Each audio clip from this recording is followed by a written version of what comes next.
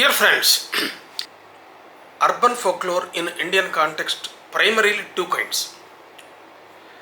Before going into these details, I request you to subscribe to my channel Puli Kannu, the Wide-Eye channel. Many friends, a big number of friends, around 40,000 friends are watching my channel. However, they are not subscribing. My request is subscribe to my channel, and if you like this video, you can share with your friends so that many friends can watch my channel without any cost. This is my request. Let's go into the matter. As I said, urban folklore in Indian context primarily two kinds.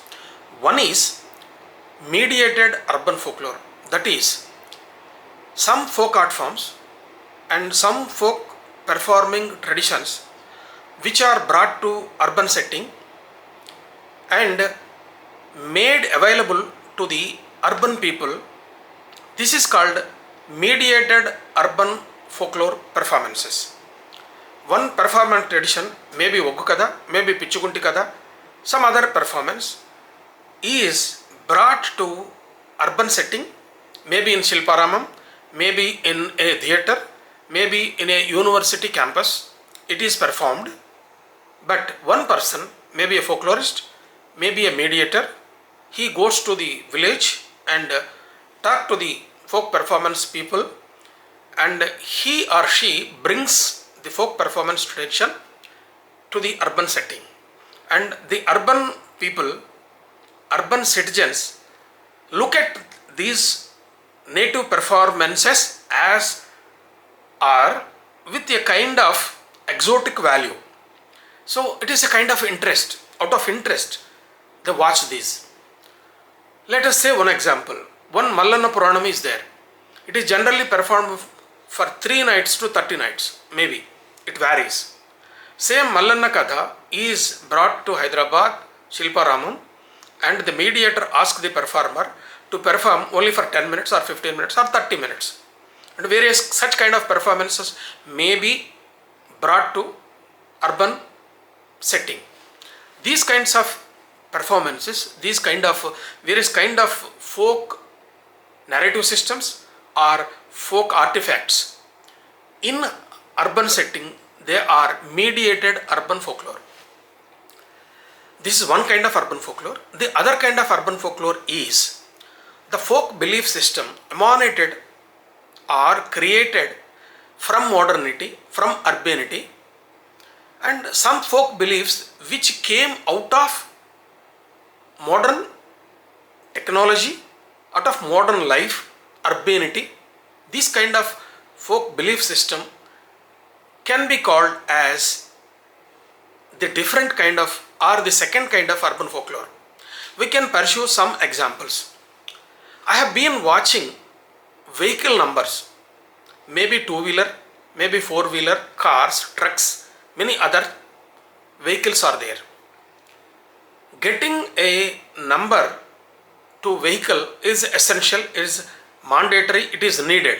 Without registration number, no vehicle come onto the road. So they get, any owner of any vehicle gets a registration number from the Regional Transport Authority. In Regional Transport Authority, the vehicle owner can request a particular kind of number.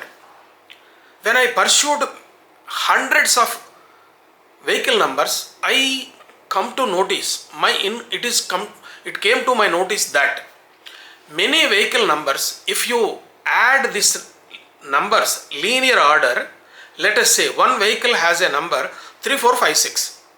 If you add these 3, 4, 5, 6, finally it comes to the number of 9 digit.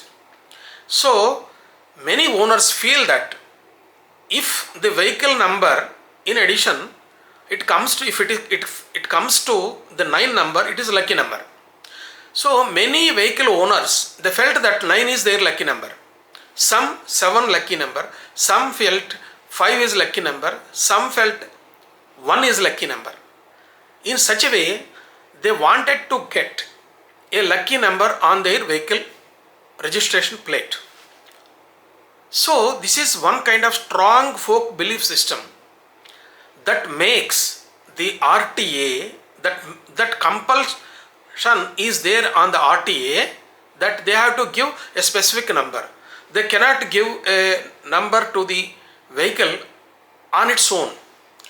Many a time, several regional transport authorities, they auction some fancy numbers. Some fancy numbers are purchased at high cost. Some movie artists spent 5 lakhs, even 10 lakh rupees to purchase one fancy number on their vehicle registration plate. 9999 is considered the most costliest number in RTA. Similar way, many two-wheelers, many four-wheelers have a fancy kind of number, and most of the numbers based on folk belief system. That is one way. And if you find many cars, many two-wheelers, you can find some writings on the back side of the car. They say that don't cry or don't get envy on my vehicle.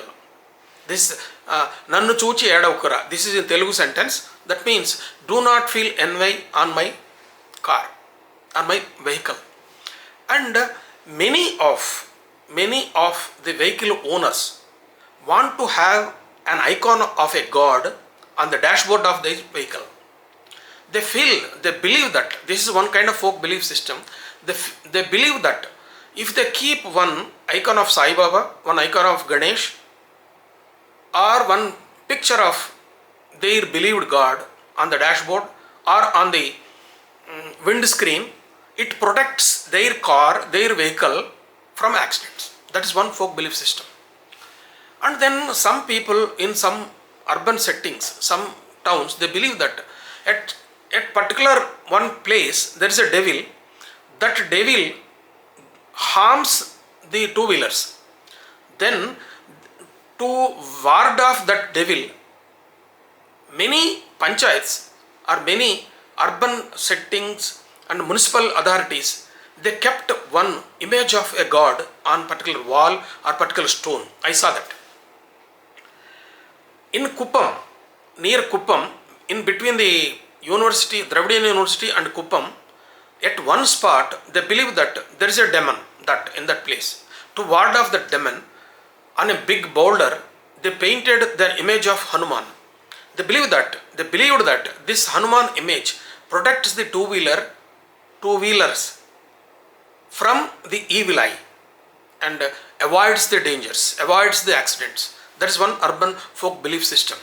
The other kind of urban folklore belief system is warding off the evil eye on their vehicles. In India, many trucks write different kind of graffiti on their back of their vehicle. But the Punjabi persons, the Punjabi truck drivers, they hang dirty cloths on the back side of the vehicle and the front side of the vehicle, and some black rope on the front side of the vehicle. They believe that this black rope are the lemon fruits tied to the dashboard and tied to the back side of the vehicle, and the dirty cloths in front of the vehicle and back side of the vehicle, they protect from the evil eye. They ward off the evil eye and they ward off evil senses from the other side. This is a kind of folk belief system which are there. When I was traveling in many cities, I observed many vehicle numbers with this folk belief system. I took photographs of many vehicles in Hyderabad, in other towns also. I traveled many cities within India. In most of the cities, vehicle numbers are based on folk belief system. So, my dear friends, young scholars, please take note that urban folklore is less explored area of study in India. In Indian context, urban folk belief system is not widely studied. There is lot of scope, there is wide scope to study on urban folk belief system, urban folklore, urbanity, modernity in folklore. One more suggestion I would like to give you is, let us say one example, Hyderabad. Nowadays, Hyderabad looking like New York City, and it is 60 floored buildings are coming up in Hyderabad. But for a folklorist, for an anthropologist, Hyderabad is a very big village, and the folk belief system and folk performances, many things which are available in a village in India, at least a village in Telugu states, all those folk beliefs and folk performances are available in Hyderabad. So my young friends, try to explore urban folklore studies. Thank you very much. Finally, one request is, please subscribe to my channel Puli Kannu, the Wide Eye, and if you like this video, please share it with your friends. Thank you very much.